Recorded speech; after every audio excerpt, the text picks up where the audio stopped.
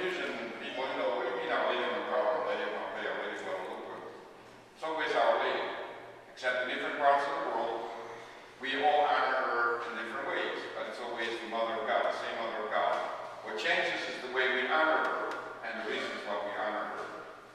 Here at Pompeii, we have chosen Our Lady of Pompeii, very simply because the founders of this church were from Naples, and Pompeii is not too far away from Naples.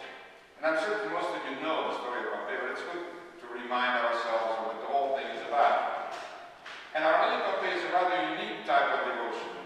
The other devotions, Our Lady of Fatima, Our Lady of Guadalupe, Our Lady of Lourdes, it is the Blessed Mother appearing and telling people to get back on this right path.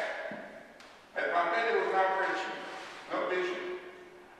Pompeii was the desire of one man to turn himself around.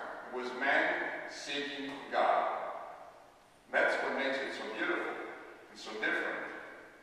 Certainly you all heard about the old city of Pompeii, which was buried under the ashes of Vesuvius, known as the Sin City of Rome. That's where the Romans went to do their very things. It was buried under the ashes, rediscovered recently, relatively recently.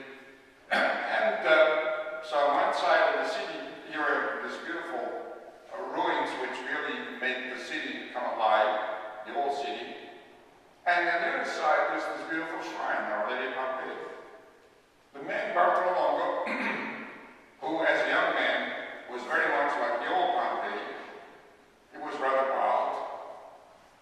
Once he discovered that he needed to convert, he decided this is the place where I want to show my desire to convert. One side, sin, the other side, faith. One side, no God, the other side, God. That was his life, appeared in front of him in the town.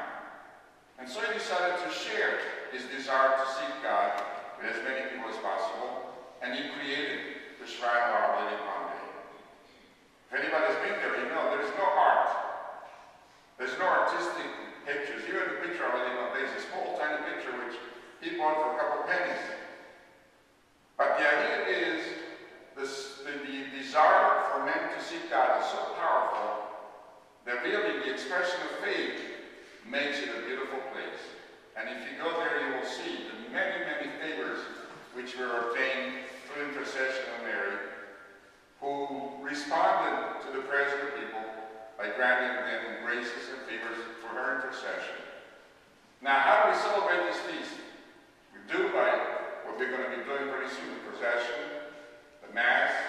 But the best way to celebrate Our Lady of Pompeii is to imitate Bartolomeo, to make sure that the city of Pompeii becomes a symbol of our life. We all have a past. We all have sins in our life. And we all need to convert ourselves, to turn ourselves, to be those who seek God. So we have to make a transition from no God to God.